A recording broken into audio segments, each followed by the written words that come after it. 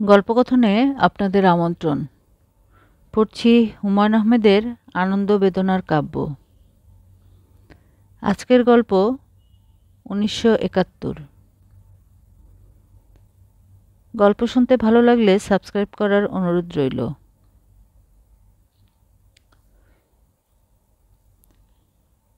তারা এসে পড়ল সন্ধ্যার আগে আগে। বিরাট একটা দল। মার্চ টার্চ কিছু না, এলোমেলোভাবে হেঁটে আসা, সম্ভবত বহুদূর থেকে আসছে। ক্লান্তিতে নুয়ে পড়ছে এক একজন, ঘামে মুখ ভেজা, ধূলি ধূসরিত খাকি পোশাক। গ্রামের লোকজন প্রায় সবাই লুকিয়ে পড়ল। শুধু বদি পাগলা হাসি মুখে এগিয়ে গেল। মহানন্দে চেঁচিয়ে উঠল, বিষয় কি গো? পুরো দল থমকে দাঁড়ালো মুহূর্তে। বদি পাগলার হাতে একটা লাল গামছা। সে গামছা নিশানের মতো উড়িয়ে চেঁচালো, কই যান গো আপনারা? এমন অদ্ভুত ব্যাপার সে আগে কখনো দেখেনি। মেজর সাহেবের চোখে সানগ্লাস। তিনি সানগ্লাস খুলে ফেলে ইংরেজিতে বললেন, লোকটা কি বলছে? রফিকুদ্দিন সঙ্গে সঙ্গে বলল, লোকটা মনে হচ্ছে পাগল। আমাদের সব গ্রামে একটা করে পাগল থাকে। তাই নাকি? জি স্যার। বুঝলে কি করে এ পাগল? রফিকুদ্দিন চুপ করে গেল। মেজর সাহেবের খুব পেঁচানো স্বভাব, একটি কথার 10টি অর্থ করেন। বদি পাগলাকে দেখা গেল ছুটতে ছুটতে আসছে, তার মুখ ভর্তি হাসি। রফিক ধমকে উঠল, এই কি চাস তুই? বদি পাগলার হাসি আরও বিস্তৃত হলো। রফিক কপালের ঘাম মুছল, সরু গলায় বলল, লোকটা স্যার পাগল। আমাদের সব গ্রামে একটা করে। এই কথা তুমি আগে একবার বলেছ, একই কথা 2-3 বার বলার প্রয়োজন নেই। রফিক ঢোক গিলল। মেজর সাহেব ঠান্ডা গলায় বললেন, এই জায়গাটা আমার পছন্দ হচ্ছে, কিছুক্ষণ বিশ্রাম করা যাক, সবাই টায়ার্ড। মাইল 5 গেলেই স্যার নবীনগর। খুব বড় বাজার, পুলিশ ফাঁড়ি আছে। সন্ধ্যা নামার আগে আগে নবীনগর চলে যাওয়া ভালো। কেন, তুমি কি ভয় পাচ্ছ? জি না স্যার, ভয় পাবো কেন? মেজর সাহেব দলটির দিকে তাকিয়ে কিছু একটা বললেন। মৃদু একটা সাড়া জাগল। নিমেষের মধ্যে ছড়িয়ে ছিটিয়ে বসে পড়ল সবাই। মাথা থেকে ভারী হেলমেট খুলে ফেলতে লাগলো। মেজর সাহেব নিচু স্বরে বললেন, পাগলটাকে বেঁধে ফেলতে বলো। তিনি কাঠের একটা বাক্সের উপর বসে পাইপ ধরালেন। খাকি পোশাক পরা কারো মুখে পাইপ মানায় না, কিন্তু এই মেজর অসম্ভব সুপুরুষ, তার মুখে সব কিছুই মানায়। পাগলটাকে আম গাছের সঙ্গে বেঁধে ফেলা হলো। তার কোনো আপত্তি দেখা গেল না, বরং কাছাকাছি থাকতে পারার সৌভাগ্য তাকে আনন্দিতই মনে হলো। কেউ তার দিকে তেমন নজর দিল না।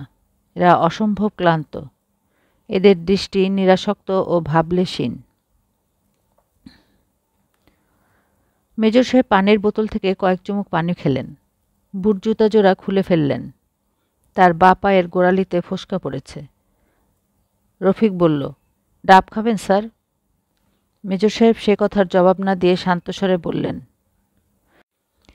আগে আমরা কোনো গ্রামে গেলেই ছোটোখাটো একটা দল পাকিস্তানি পতাকা হাতে নিয়ে আসতো, এখন আর আসে না। এর কারণ কি জানো? জানি না স্যার। ভয়ে আসে না। এই গ্রামের সবকটি লোক এখন জঙ্গলে লুকিয়ে আছে, ঠিক না? রফিক জবাব দিল না। বদি পাগলা বলল, একটু বোতলের পানি খাইতে মন চায়। ও কি চায়? ওয়াটার বোতল থেকে পানি খেতে চায় স্যার। গ্রামের সবাই পালিয়ে গেলেও আজিজ মাস্টার যেতে পারেনি, কারণ ঘোনাপাতা থেকে তার ছোট বোন এসেছিল। আজ সকাল থেকেই তার প্রসব ব্যথা শুরু হয়েছে। এরকম একজন মানুষকে নিয়ে টানটানি করা যায় না। তবুও 2বার বলল, ধরাধরি কইরা নাওডাতে তুলিয়া নিলে শ্যামগঞ্জ লইয়া যাওন যায়। তার জবাবে আজিজ মাস্টারের মা তার কাপুরুষতা নিয়ে কুৎসিত একটা গাল দিয়েছেন। ঠ্যাং ভাঙা বিড়ালের সঙ্গে তুলনা করেছেন। আজিজ মাস্টার প্রতিবাদ করেনি, কারণ কথাটি সত্য। সে বড়ই ভীতু। গ্রামে মিলিটারি ঢুকেছে শোনার পর থেকে তার ঘন ঘন প্রস্রাবের বেগ হচ্ছে। সে বসে আছে উঠানে এবং সামান্য শব্দেও দারুণভাবে চমকে উঠছে। মাস্টার, বাড়িতে আছো? কেডা? আমরা। খবর শুনছ? বদি পাগলারে বাইন্দা রাখছে আম গাছে। শুনছি। নীলগঞ্জের মুরব্বীদের কয়েকজন শঙ্কিত ভঙ্গিতে উঠে এলো উঠানে। তোমার তো একটু যাওন লাগে মাস্টার। কই যাওন লাগে? দবির মিয়া তার উত্তর না দিয়ে নিচু গলায় বলল, তুমি ছাড়া কে যাইব? তুমি ইংরেজি জানো, শুদ্ধ ভাষা জানো। মিলিটারির কাছে যাইতে কন? হ। আমি গিয়া কি করতাম? গিয়া কইবা এই গ্রামে কোনো অসুবিধা নাই, পাকিস্তানের নিশানটা হাতে লইয়া যাইবা, ভয়ের কিছু নাই। মাস্টার অনেকক্ষণ কোনো কথা বলল না। দবির মিয়া বিরক্ত হয়ে বলল, কথা কও না যে? আমি যাই কেমনে? বাড়ি তত বড় বিপদ, পুতির বাচ্চা হইব। তোমার তো কিছু করণের নাই মাস্টার, তুমি ডাক্তারও না, কবিরাজও না। মাস্টার ক্ষীণ স্বরে বলল, পাকিস্তানের পতাকা পাইয়াম কই? কেন, স্কুলের পতাকা কি করলা? ফালাইয়া দিছি। ফালাইয়া দিছ? কেন? মাস্টার সাহেব জবাব দেয় না। দবির মিয়া রাগী গলায় বলল, আইএ পাশ করলে কি হইব মাস্টার? তোমার জ্ঞান বুদ্ধি হয় নাই। পতাকাটা তুমি ফালাইয়া দিলা কোন আক্কেলে? অখন কি আর করবা, যাও খালি হাতে। আমার ডর লাগে চাচাজি। ডরের কিছু নাই, এরা বাঘও না ভাল্লুকও না। তুমি গিয়া খাতির যত্ন কইরা দুইটা কথা কইবা। 1 মিনিটের মামলা। কি কও আসমত? ন্যায্য কথা। দেরি কইরো না, আন্ধারাউনের আগেই যাও। একলা? একলা যাওনি বালা, একলাই যাও। 3 বার কুলহু আল্লাহু কইয়া ডাইনে পাউডা আগে ফেলবা। 5 বার মনে মনে কইবা, ইয়া মুকাদ্দেমু।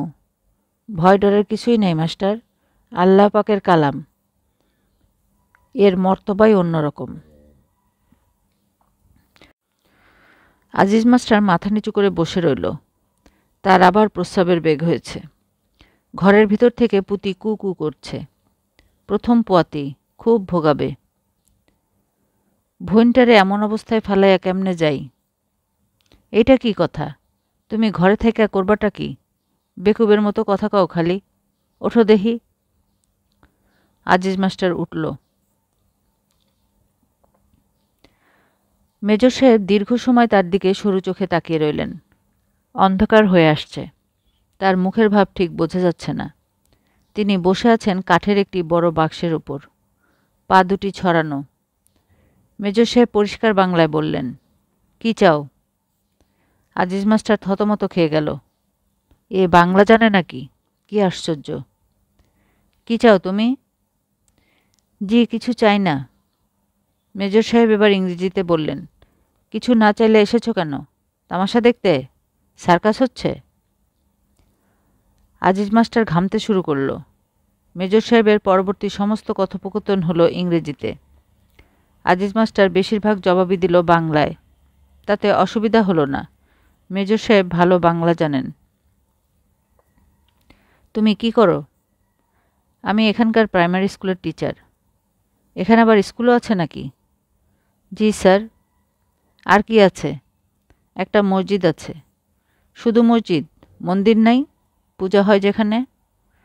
জি না স্যার। ঠিক করে বলো মন্দির আছে কি না? নাই স্যার। মেজর সাহেব পাইপ ধরালেন। ঠান্ডা গলায় কাকে যেন পাঞ্জাবি বা অন্য কোনো ভাষায় কি বললেন। সেই লোকটি উঠে এসে প্রচণ্ড একটা চর বসিয়ে দিল আজিজ মাস্টারের গালে। আজিজ মাস্টার চিত হয়ে পড়ে গেল। আম গাছের সঙ্গে বাঁধা বদি পাগলা দারুণ অবাক হয়ে বলল, ও মাস্টার, ওঠো ওঠো। যেন কিছুই হয়নি এমন ভঙ্গিতে মেজর সাহেব বললেন, তোমার নাম কি? আজিজুর রহমান। আজিজুর রহমান, তোমাদের এদিকে মুক্তিবাহিনী আছে? জি না। সবাই পাকিস্তানি? জি। বাহ, খুব ভালো। তুমি নিজেও একজন খাঁটি পাকিস্তানি, ঠিক না? জি স্যার।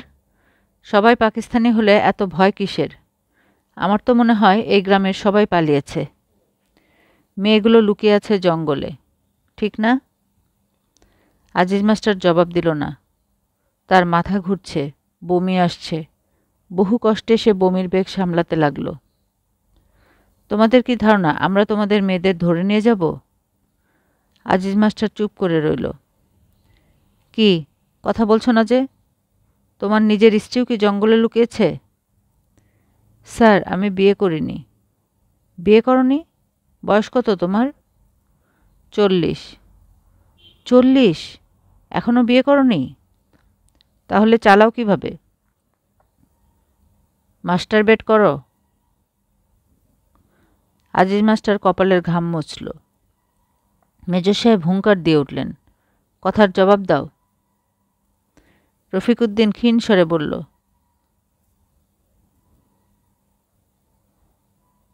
স্যার জানতে চাচ্ছেন আপনি করেন কিনা? বলে ফেলায় ভাই, স্যার রেগে যাচ্ছেন। করি না। বলো কি? তোমার যন্ত্রপাতি ঠিক আছে? দেখি পায়জামা খুলে সবাইকে দেখাও তো। স্যার কি বললেন? পায়জামা খুলে তোমার যন্ত্রটা সবাইকে দেখাতে বললাম। ঝটপট করো, দেরি করবে না, আমার হাতে সময় বেশি নাই। আজিজ মাস্টার অবাক হয়ে তাকালো রফিকের দিকে। রফিকুদ্দিন অস্পষ্ট স্বরে বলল, খুলে ফেলেন ভাই, বেটা ছেলেদের মধ্যে আবার লজ্জা কি? খুলে ফেলেন, স্যার রাগ করছেন। মেজর সাহেব নিচু গলায় কি একটা বললেন। একজন এসে হ্যাসকা টানে আজিজ মাস্টারের পায়জামা নামিয়ে ফেলল।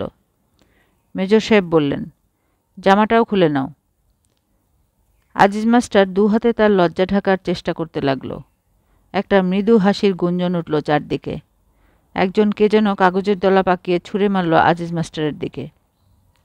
মেজর সাহেব বললেন, তুমি পাকিস্তানিদের ভালোবাসো? বাসি। গুড। পাকিস্তানি মিলিটারিদের ভালোবাসো? জি স্যার। Very good. আমাকেও নিশ্চয়ই ভালোবাসো, বাসো না? বলো, বলে ফেলো। বাসি স্যার। যে তোমাকে ন্যাংটা করিয়ে দাঁড়া করে রেখেছে তাকেও তুমি ভালোবাসছো? তুমি তো বিশ্বপ্রেমিক দেখছি। মেজর সাহেব অনুচ্চ স্বরে কি একটা বলতেই চারিদিকে হাসির বান ডেকে গেল। বদি পাগলা চোখ বড় বড় করে বলল, মাস্টার, তোমার কাপড় কই? এই মাস্টার। আজিজ মাস্টার ঘোলা চোখে তাকালো তার দিকে। তার বমি বমি ভাবটা কেটে গেছে। শুধু মাথার পিছন দিকটায় তীব্র ও তীক্ষ্ণ একটা যন্ত্রণা। মেজর সাহেব বললেন, আজিজুর রহমান, তুমি ভয়ে মিথ্যা কথা বলছো প্রাণে বাঁচবার জন্য। সত্যি কথা বলো, তোমাকে ছেড়ে দেব। তুমি কি আমাকে পছন্দ করো? না। পাকিস্তানিদের পছন্দ করো? না। এই তো আসল কথা বেরোচ্ছে। তুমি কি চাও এটা বাংলাদেশ হোক? তুমি তাহলে একজন দেশদ্রোহী। দেশদ্রোহীর মৃত্যুদণ্ড হওয়া উচিত। আমি সেই ব্যবস্থাই করতে চাই।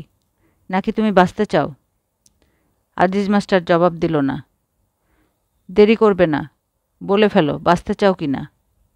রফিকুদ্দিন ভয় পাওয়া গলায় বলল, বলেন ভাই, বাঁচতে চাই। এরকম করছেন কেন? শুধু শুধু নিচের ডেকে আনছেন। বদি পাগলা আবার কথা বলে উঠল, ও মাস্টার, কাপড় পিন্দ, তুমি ন্যাংটা। আজিজ মাস্টার নড়ল না। মেজর সাহেব বললেন, কাপড় পরো। কাপড় পরে আমার সামনে থেকে বিদায় হয়ে যাও। Clear out. আজিজ মাস্টার কাপড় পরল না। হঠাৎ একদোলা থুতু ফেলল। সেই থুতু মেজর সাহেবের ডান পায়ের হাঁটুর কাছে এসে পড়ল। মেজর সাহেব চোখ তুলে তাকালেন। চারিদিকে কোনো শব্দ নেই। আজিজ মাস্টার এগিয়ে এসে আরেক দলা থুতু ফেলল। সেই থুতু মেজর সাহেবের শার্টে এসে পড়ল। তিনি শান্ত স্বরে বললেন, যথেষ্ট বিশ্রাম হয়েছে, এবার আমরা রওনা হব। সৈন্যদল মার্চ করে এগুচ্ছে। মেজর সাহেবের মুখ অসম্ভব বিবর্ণ। পিছনে মাথা উঁচু করে দাঁড়িয়ে আছে একজন নগ্ন মানুষ।